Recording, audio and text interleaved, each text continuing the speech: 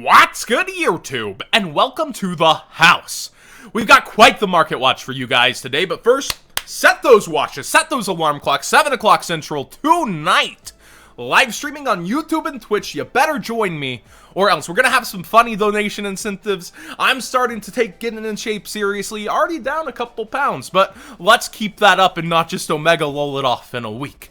Now, Zaborg the Mega Monarch, I've always been a fan of this card. Ever since Patrick Hoban managed to top a YCS with this, and liked his list so much that he wouldn't immediately release it, oh yeah, I had my eye on this card, and I've always liked it. I suggested you guys get it at 3 while the other Mega Monarch, Arceus, was headed up through $12 and eventually reached 18, and I was like, you guys, Monarch format's over. Zaborg has a higher potential.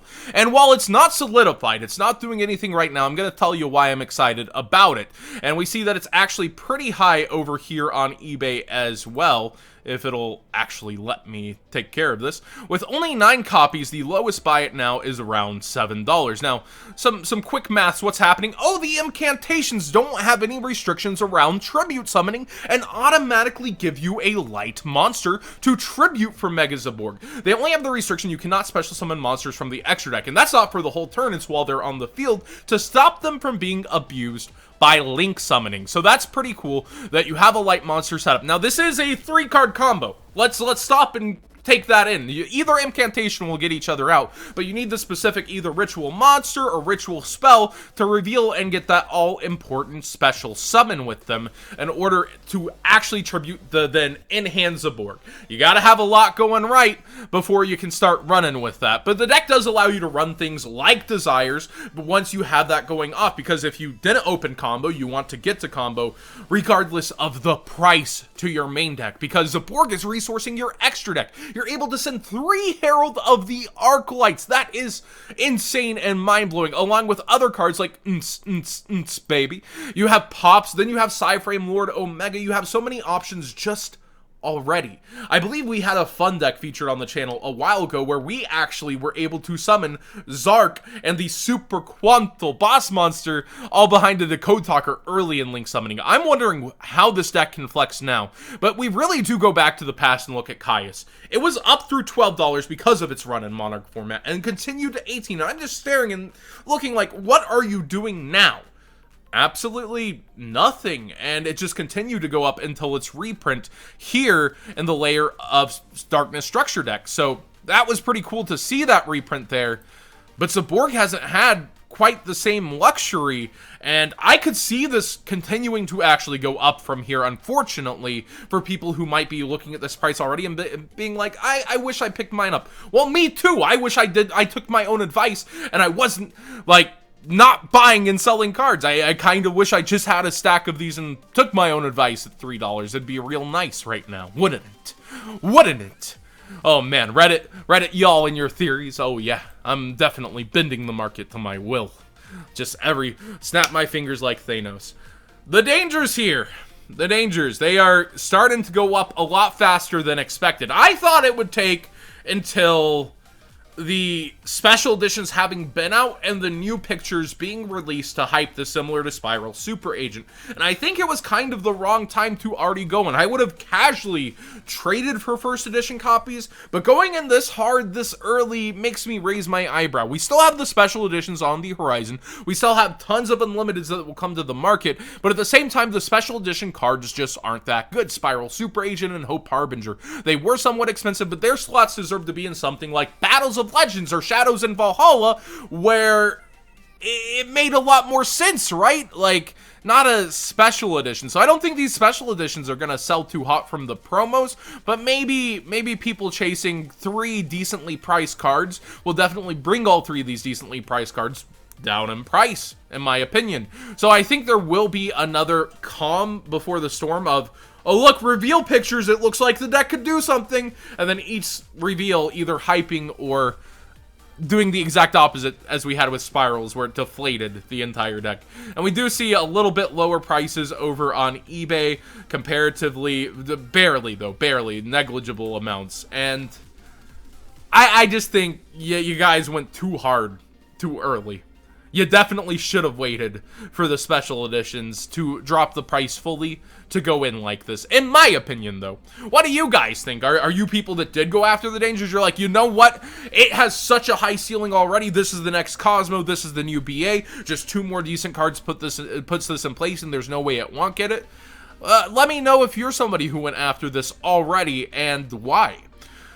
Just going back to the other point, another reason it could be going up is it's kind of reprint proof right now, such as people feel about Infinite Impermanence, Ghost Spell, and the cards that have been rising. So this set as well has that same feel of invincibility in terms of pricing, that it's unlikely to fall under where I bought these at if I bought these at 35 or 30s, because, you know, they have room to fall. I think Nessie has the higher ceiling as the combo piece rather than Bigfoot as the beater, but both are likely to be played in finalized versions of the deck, unless it just goes into a crazy combo deck area. Oh yeah, Flood and the Saiho, not Expo, Saiho, they're both going pretty crazy right now. Gallus the Star Beast. All copies are still really expensive, which makes me think the hype around Naturia Beast might still be more BA than Crusadia. Somebody said it's around the Nojama deck. I cannot believe that one, but I definitely do see, like, BA or Crusadia being it, and Gallus still being high makes me think, like, people are thinking, okay, we might finally get that BA Link monster. We might raise the ceiling of this deck even more, and that may be why they're going after cards like Gallus, and it's high on both platforms. Near mint, common, $7 lowest. So if you didn't know you had this card and it was worth money, and you have no interest in Burning Abyss, Crusadia, or other decks that might try to bank Naturia Beast out of this card, you might want to go ahead and just let it go. Be like Elsa, let it go. Because I don't think the burn aspect obviously isn't that important, and before it wins you like 5 tournaments. But I'm not the biggest fan, despite having loved this card in the past. I played this at a WCQ while it was still a European promo, and Monster Mash, if anybody remembers that deck from back in the day. And I was a big fan of it then, and I still am a big fan of it now. I just don't think it's worth its price tag, even with so few releases. I just can't fathom it, and it hasn't been printed in a while. That's also correct. There's things going for it and against it. It's just not that strong of a card, but it is an enabling card, so I see where you guys are coming from. Goes and Match. The rares are up to crazy standards. Phantasm Gaming holding the line with so many copies. It's probably not going to go, you know, past their price there. But even the commons are up towards $4. Golly, the first near mint on eBay, $375, $388. So these sellers in person likely would gladly take your $3 for it because fees, shipping, etc. But it's really just interesting to see this go along with Rivalry. The return of Floodgate hype is real, and that leads me to the question: are people really putting that much faith in Altergeist and perhaps True Draco, between being able to tribute the cards off, etc.? Are people really putting that much faith and hype? Because True Draco's been rising too. I know Robbie's been talking about it a lot, and I personally do respect the deck. I will never underestimate that deck. But are people going that far for it? Let me know. Let me know if you guys believe in True Draco in 2018. I think it's more Altergeist. And Altergeist prices, somebody freaked out, I think, earlier in the week. One of my regulars, Altergeist, from the stream, and told me, oh boy, Molluska's getting hype, it's up towards 6. Well, now up towards 7. But, like, 6 wasn't really up. And it is creeping up as a card that is a candidate for the Megatons, but we'll see. Marionetter had its reprint, and Multifaker crept up towards $4 from $3, as insane as that is to say. So the deck is creeping. It has its world's hype, and it was highly underestimated. I think DZ've topped with it recently too. I think that's where the Floodgate hype is more realistically coming from.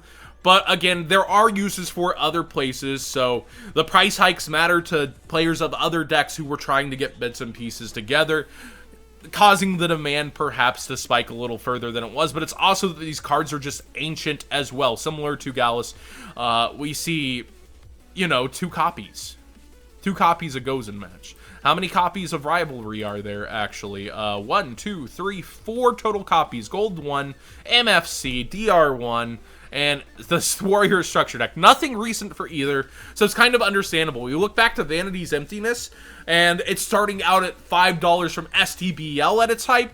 Now, these cards have been gone for some time, too, and while they have more copies, it's interesting to see them start to have similar rises towards the beginning of Vanities. Will these become the floodgates that we come to hate? I'm not quite sure. We have a lot more spell and trap destruction these days, so I don't think it's going to be as impactful. And Red Reboot, not to mention. So we have a lot more ways to stop these, but they could still have their impact at an impasse where people aren't expecting them to really just take over fully. So thanks for watching today's Market Watch. What did you guys think? Don't forget to set that alarm, set that watch for 7 Central for the stream. If you haven't already, please subscribe and give the video a thumbs up if you enjoyed the conversation. There's tons of cards, tons of things just going on here, and the market has been crazy. I want to know. And also, if you missed that last surprise Market Watch, I'll link it right here.